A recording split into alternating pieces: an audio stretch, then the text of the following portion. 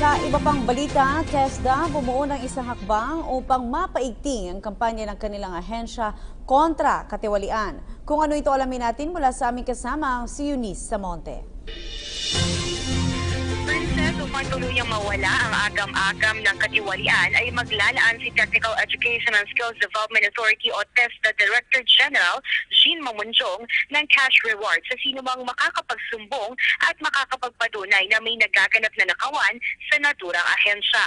Ang aksyon na ito ni Mamunjong ay bilang tugon sa panawagan ni Pangulong Rodrigo Duterte na linisin ang lahat ng kagawaran ng gobyerno sa katiwalian upang tuluyang bumalik ang tiwala ng sambayan ng Pilipino. Aniya, sa pamamagitan nito ay makahalungkat kung talagang may nagaganap na korupsyon sa isang ahensya at mapapanagot ang mga taong may kinalaman dito.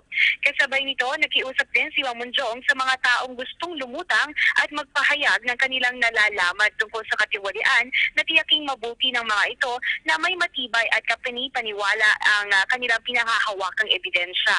Ayon kay TESDA Director General, kabilang ang transparency at moral renewal sa kanilang 17-point reform and development agenda na ipinatutupad ng TESDA na layuning maging maayos at hindi pagdududahan ang kanilang ibibigay na serbisyo.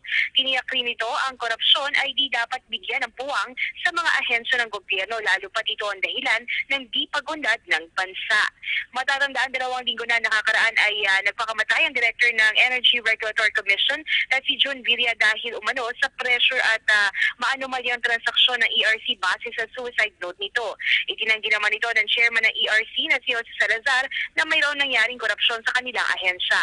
Samantala, ang mga hakbangin naman ito ng TESDA kagaya ng pagbibigay ng reward sa tapat na empleyado ay malaking tulong upang maiwasan ang mga insidente gaya ng nabanggit. Para sa PTV News, Eunice Samonte. Maraming salamat, Eunice Samonte.